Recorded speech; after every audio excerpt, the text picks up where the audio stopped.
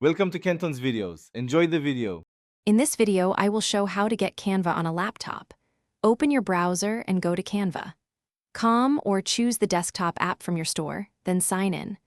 I will walk you through account setup, choosing templates, and saving your first design.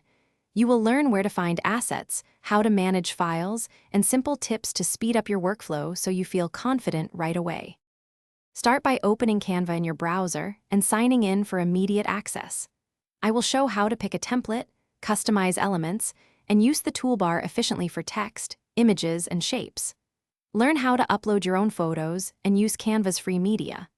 I'll also explain autosave behavior and how to export high-quality files for social posts, print, or presentations during a straightforward walkthrough. Installing the desktop app gives offline editing and faster performance, and I will guide you through the install process step by step. After downloading, sign in and sync your projects from the web version. I'll cover where to find local settings, how to manage storage, and tips for faster loading. By the end, you'll know how to switch between web and desktop seamlessly and keep your designs organized. Thanks for watching. Consider subscribing if we helped you.